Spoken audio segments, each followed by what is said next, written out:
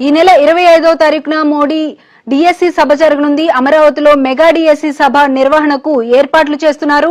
DSC నియామక పత్రాలను అందజేయనున్నారు ప్రభుత్వం. మెగా డిఎస్సి సభకు హాజరు కానున్నారు సీఎం, అలాగే డిప్యూటీ సీఎం పవన్ కళ్యాణ్.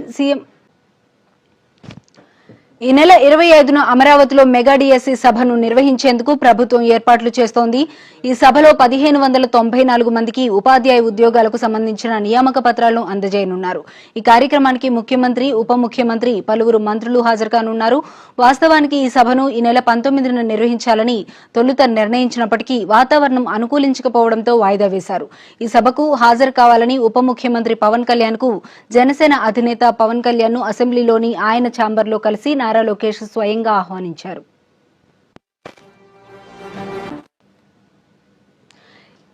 ఈ నెల 25న అమరావతిలో మెగా డిఎస్సి సభను నిర్వహించేందుకు ప్రభుత్వం ఏర్పాట్లు చేస్తోంది. ఈ సభలో 15,941 మందికి ఉపాధ్యాయ ఉద్యోగాలకు సంబంధించిన నియామక పత్రాలను అందజేయనున్నారు.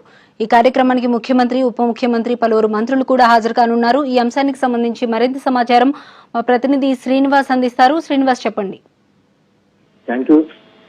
మెగా డిఎస్సికి సంబంధించినటువంటి దాంట్లో మొత్తంగా ఈ ఎలక్షన్ ఎగ్జామ్ పరీక్ష మొత్తం ప్రక్రియ అంతా పూర్తి చేశారు. నియామక పత్రాల తయారీకి సంబంధించినటువంటి దాంట్లో మొన్నే నిర్వహించాలని అనుకున్నప్పటికీ కూడా ఆ రోజు వర్షం కారణంగా ఆ సభ నిర్వహించడానికి ఆ వాతావరణం అనుకూలంగా లేకపోవడంతో దాన్ని వాయిదా వేశారు. ఈ నెల 25వ తారీఖున సచివాలయ వెనుకమాల భారీ సభ ఏర్పాటు చేయబోతుంది ప్రభుత్వం. దీనికి అనుగుణంగానే ఈ రోజు మంత్రి నారా లోకేష్, పవన్ కళ్యాణ్ కూడా కలిసి ఈ సభా కార్యక్రమానికి రావాలని చెప్పేసి పవన్ కళ్యాణ్ ప్రత్యేకంగా కోరినట్టు కలుస్తుంది. ఇందులో ప్రధానంగా రాష్ట్ర వ్యాప్తంగా ఉన్నటువంటి అన్ని నియోజకవర్గాలకు సంబంధించినటువంటి ఎమ్మెల్యేలు, మంత్రులు అందరినీ కూడా ఆహ్వానిస్తున్నారు. ఎందుకంటే ఇది రాష్ట్ర వ్యాప్తంగా మెగా డిఎస్సికి సంబంధించినటువంటి సుమారు 16,347 ఉద్యోగాలకు సంబంధించినటువంటి దాంట్లో 406 మినహా మిగతా వాళ్ళందరికీ కూడా ఉద్యోగాలకు సంబంధించిన నియామక పత్రాలను అందజేయనున్నారు. ఎందుకంటే 406కు సంబంధించినటువంటి దాంట్లో ఏ కేటగిరీల ద్వారా అయితే రాష్ట్ర ప్రభుత్వం విద్యాశాఖ ఏవైతే ఆ పోస్టుల్ని రిజర్వేషన్ కింద పెట్టారో ఆ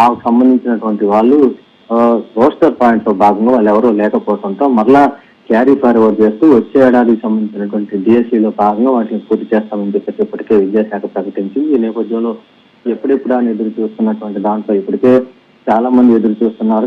మొన్ననే వాళ్ళ నియామక పత్రాలకు సంబంధించినటువంటి దాంట్లో తీసుకుంటారు. త్వరలోనే వాళ్ళకి సంబంధించినటువంటి దాని మీద పూర్తి స్థాయిలో ఒక 3 నుంచి 4 రోజుల పాటు పూర్తిగా అన్ని జిల్లా కలెక్టరేట్లోనూ వాళ్ళకి సంబంధించినటువంటి దాంట్లో క్లాసులు, అలానే విద్యాశాఖకు సంబంధించినటువంటి ఇంటర్వ్యూలకు సంబంధించినటువంటి దాంతో పాటు పూర్తి స్థాయిలో వాళ్ళకి ఎక్కడ పోస్టింగ్ ఇస్తున్నారనేది కూడా చేయనున్నారు. దీనిలో భాగంగానే ఈ నెల 25వ తారీఖున రాష్ట్ర వ్యాప్తంగా ఒక పండగ వాతావరణం రాష్ట్ర ప్రభుత్వం ఇచ్చేయాలని చెప్పేసి భావిస్తా ఉంది. అందరు ఎమ్మెల్యేలతో పాటు ప్రజాప్రతినిధులు అందరూ కూడా ఈ కార్యక్రమానికి హాజరు కానున్నారు. ముఖ్యమంత్రి చేతుల మీదుగా ఈ నియామక పత్రాలను కూడా ఎవరైతే డిఎస్సిలో క్వాలిఫై అయిన విద్యార్థులు ఉన్నారో వాళ్ళందరూ కూడా నియామక పత్రాలను అందుకోనున్నారు. Okay right, thank you Srinivas.